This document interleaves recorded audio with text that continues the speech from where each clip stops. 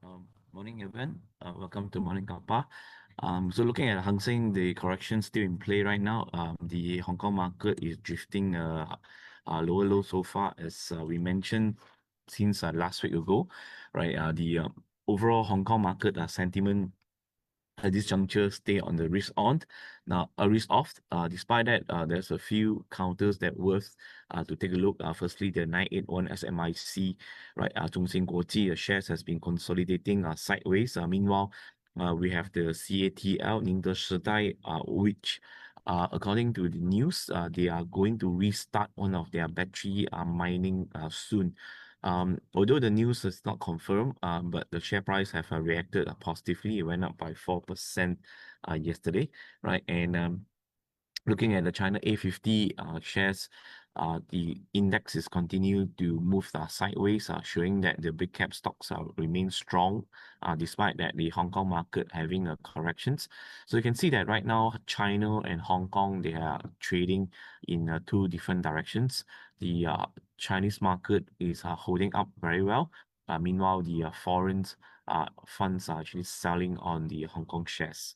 And you can see that based on the China A shares, um, the performance across whole market in China, A shares and the Shenzhen and Shanghai shares together, you can see that majority shares are actually recorded in positive territory as of yesterday, right? And this morning, right, I just tried to follow another Shanghai stocks that we have probably mentioned some time ago, which is 603986.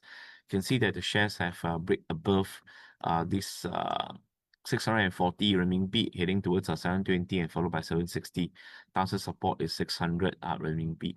So if you look at the China market, right, I think if you're using technical momentum breakout strategies on China market, that would be quite useful, right? Rather than you use in other market, which you can see sideways. So seldom Chinese stock have sideways. Either they are going up or they are moving down, right? And as of the oil, continue to drift lower yesterday, as we can see that reports are saying that more and more ships and tankers are coming out from Strait of Hormuz, despite that some say that it's actually under closure right now. But look at what Iran have mentioned yesterday.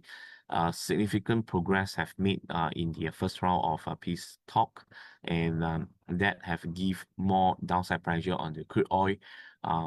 Although the tanker level, a number of tanker that actually leave the straits still very, very low compared to the pre-war level.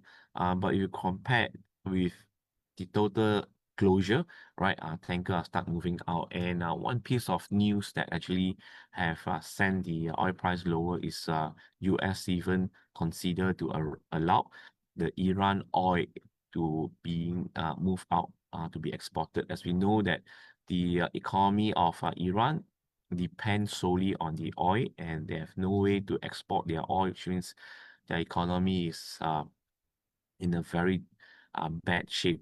Hence, the US have branched out sent out the olive branch, have removed the blockade and kind of allowed the Iran oil to actually be moved out. And of course, right now, the market is looking at whether the US is going to unfreeze the frozen assets of the Iran in the US, this country. So then let's look at the oil price. Downside will be at 70 and followed by 60. Upside resistance will be at 85 and followed by 93. As for the gold, it has a mild rebound yesterday, but 4,004 remains a very important resistance for gold, and we set our stop loss at 4,004. Meanwhile, we keep to a bearish bias on the gold until the inflation threats to tame down. All right. As for the S&P 500, the market was moving sideways yesterday. Not much news that can excite the market. Nevertheless, the two of the stocks that we have mentioned yesterday, firstly, Corning, share price have moved up by another 7% yesterday. So remember to follow on our US technical report, which we publish every evening on the Monday and Wednesday. So Corning GRW have went up by 8% yesterday night, and Intel continued to move up higher yesterday. And apart from that, looking at the market have a strong taste on the Micron and as well as SNDK, right? So this morning when I come into office, I look at the Bloomberg. The first piece of news that catch my eye is that market is selling those big tech stock which is spending money on the AI, such as the Google, Microsoft, uh, Meta, Facebook, right? While market is going after the stocks that are receiving money from the AI investments, such as Micron and SNDK, right? So you can see that among the big cap, right, the share price performance also two type of trends right now. One is keep on moving higher high, and the other one is actually keep on coming lower low. Nevertheless, we can see that one of the piece news that affect sentiment on Google Alphabet yesterday is that one of their um, second best AI researchers have left Google to join Anthropic. And prior than that, 2 weeks ago, their top AI researchers have actually leave Alphabet Google to join OpenAI. Now, this kind of movement just reminds me that these two researchers are actually they join, and these two AI company could be waiting for the next IPO of the OpenAI as well as the Anthropic. So I think that second half of the year, right? I think the one of the big mega blockbuster listing in US will be the IPO of Anthropic and as well as OpenAI. So as for the Malaysia market, we have sharp corrections yesterday on the top 30 CI stocks. At this juncture, the strong support remains at 1650. I will continue to stay on bullish. Looking at the support at 1690, I'll be looking at 200 days moving average to look for a rebound play even as 1650, right? Unless the FKRI breach 1650, right? I will continue to look at opportunities to long, since the overall technical setup remains bullish. Now, one of the news that may move market sentiment would be this coming Saturday, right? The naming of candidates for the Johor state elections, which everyone will be actually looking at that. I think the market trend would be more clearer once the naming of candidates are confirmed, and next week market may make another move again. At this juncture, 1650 has become a very crucial level for the traders or investors that are looking on the FKRI. And then on for FCPO, a very strong momentum can be seen. It was a fourth consecutive sessions that FCPO have went up, testing their 4007 resistance. We will stay bearish bias until FCPO break past 4007 resistance. As of Malaysia market performance yesterday, I think the top traded stocks, which is Skychip, highest volume, highest money traded in Skychip yesterday, which lifted the stock by 8%, right? And another counter that related to Skychip, which is also in the chip design sectors, which is Upstart, went up by 5% yesterday as well, right? And I think the UMS, one of the Johor company, also went up by 3% yesterday. As such, this morning I'll be looking at firstly the tech sector, which is Upstart, right, which also break past a 62-cent resistance. R1 will be 69, followed by R2 75. Downside support is 55. Secondly, I'll choose a Johor-based company, which is Sunrise, that break past 60 cents. So the R1 will be 64 and followed by R2 68, and downside support will be the 56 cents, right? And as we understand, Sunrise have a very big plot of land. I think it's the largest landowner in Johor. So we have two breakout stock this morning. Firstly, we have Upstart, and secondly, we have the Sunrise. So I'll stop here and pass on to Queenie on the Cloudpoint company update report. Thank you. Okay, thank you, Joseph, for the presentation. And I would like to present, let me just share my screen first.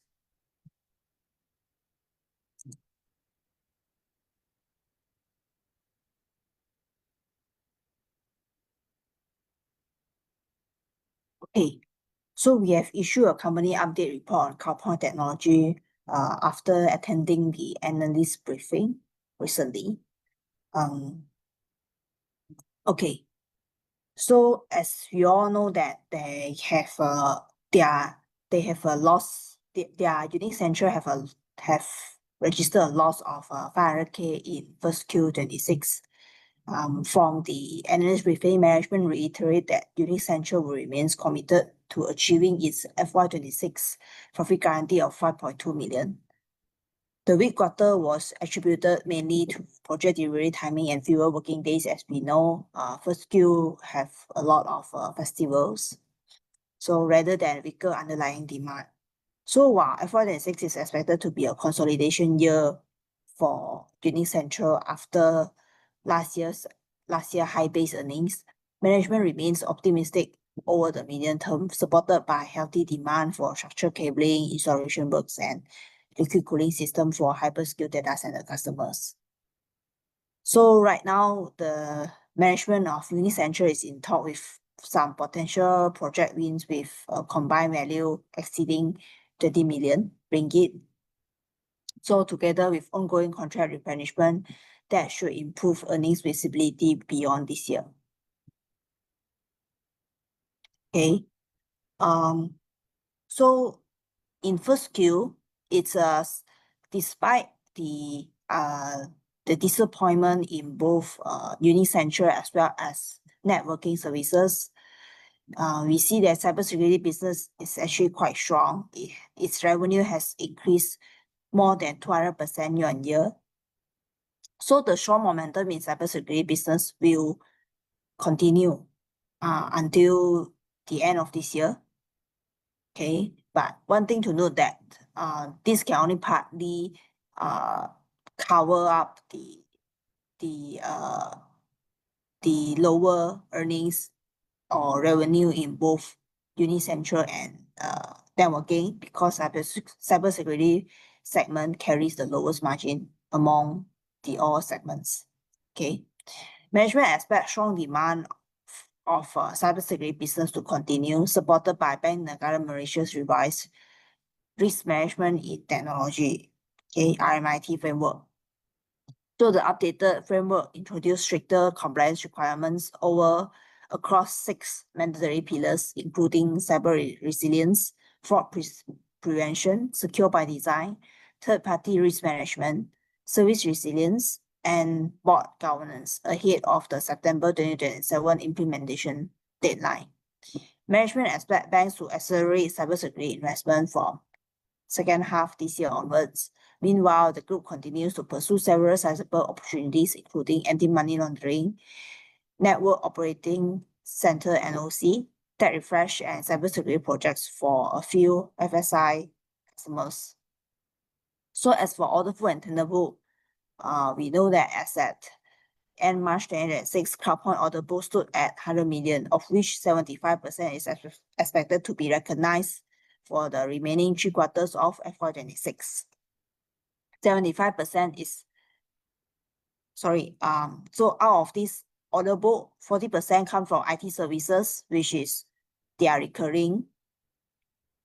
Then 30% come from DC and networking, including Unique Central, 20% from cybersecurity, and 10% from digital application and cloud services. So the group also has a 160 million tender book, with approximately 1/3 coming from Unique Central. Okay. So all in all, Cloudpoint guided for a softer FY26. So citing delays in financial services industry customer decisions and project timing, which are expected to weigh on the group overall margins, which we have already account for in our earlier adjustment in earnings. Okay.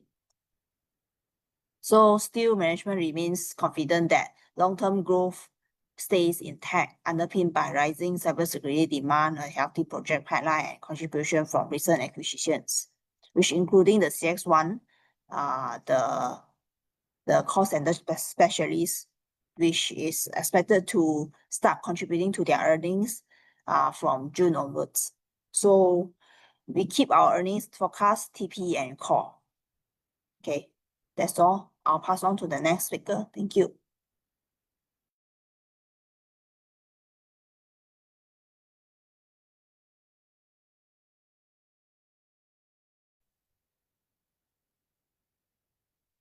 Hi, morning everyone. Thank you, Queenie. So we have an auto sector update. Quick one on auto TIV. May TIV declined 15% month-on-month.